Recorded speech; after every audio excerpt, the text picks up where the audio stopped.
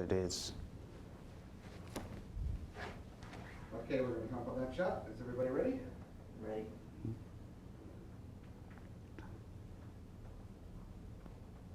Hello everyone, welcome to FORMULAMANIA. Now, FORMULAMANIA, as you know, is all about formulas, but there's some other things I'm going to be showing you. In the world of the PMP, in the world of the CAPM, the world of the PMI, it's not just formulas that's the tough stuff. You also have very technical areas, ITTOs, graphs, charts, and a lot of stuff that you need to remember. It's almost as though you need to go to a good old whiteboard and do a process map for some of these ITTOs. So what we're going to be doing today is looking through the various formulas and a number of other tiny little things. So take a look at the screen here. We're going to be talking about calculations, we're going to be talking about formulas, technical information, charts, graphs, and other common sense questions. You see, people tend to think the PMP exam gives you nothing but formulas which are in your favorite book, the PMBOK. Hopefully it's your favorite book for the next few weeks, right? People tend to think everything comes from here as far as the formula questions. That's not the case.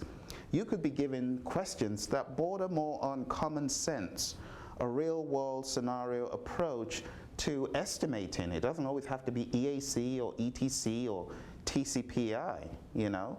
So it could be a variety of things that they test you on when it comes to applying mathematical formulas or algebra or stuff like that, okay?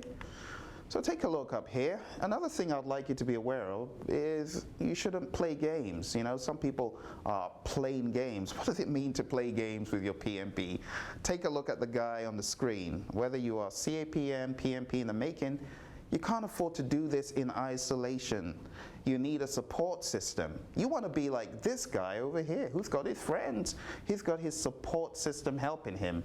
So take a look at these points one by one. Start getting into the zone. And the way you get into the zone, you've heard the term zone out. Oh, he's zoned out. You have to zone out into the world of the PMI. You have to start the process today. Don't keep saying, oh, I'm studying, and you haven't really sent in your application. You should send in your application. You should make sure you're on top of things. The next point, set a firm target date after reading the exam handbook. Now, if you haven't read the PMP exam handbook or the CAPM exam handbook, you're actually missing out. You need to read those books and understand what the whole process is towards getting certified. And after you do that, you need to set a firm date. Also, the next point is important, prioritize your time. When I was studying for my PMP exam, I was extremely guarded when it came to my time. I would just, you know, every lunch break, I'd take my PMBOK and my BlackBerry and duck into a car and study and study, study, study. And if I wasn't in a car, I was sitting down somewhere where I could look at my BlackBerry and put my break time to good use. Next point, define activities is one of the things you need to do. It's not just about studying defined activities for the exam. I want you to put the defined activities process into action for your PMP exam. How do you do that?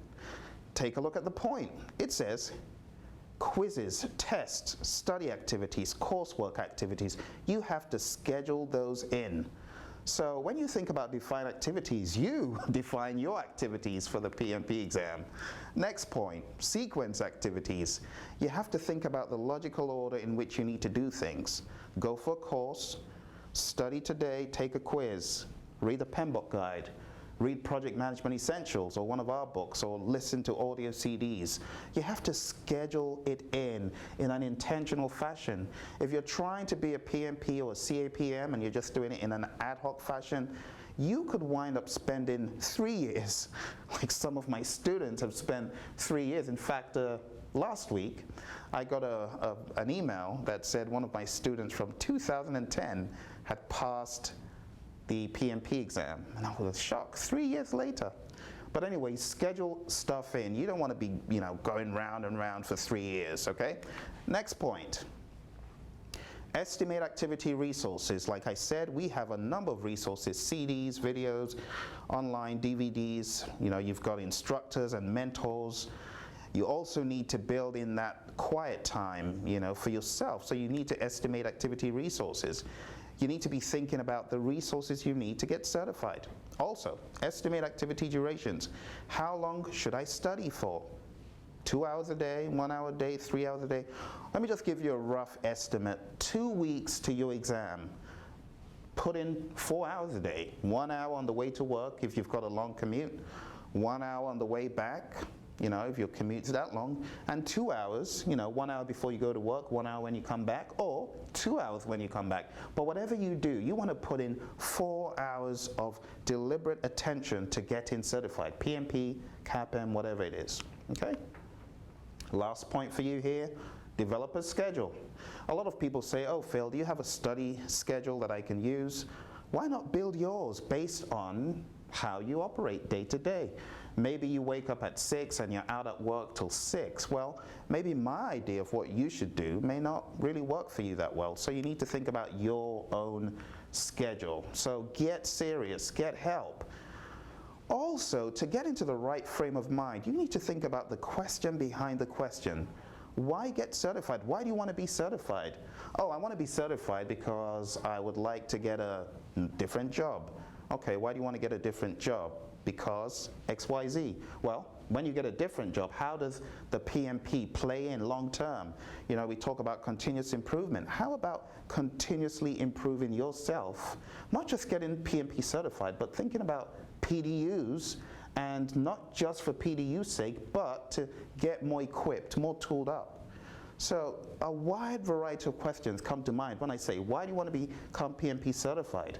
What is the reason for the why? So we're taking this beyond the mechanical, oh, I want to get PMP certified because everyone else is doing that, right? That's not really what you're going to be looking at.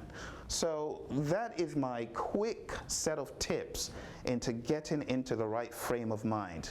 We're going to take a quick break, and when we come back, we're going to talk about your favorite book, the PMBOK Guide 5th edition. Don't laugh, I'm serious. So when we come back, we'll talk more about chapters 1, 2, and 3.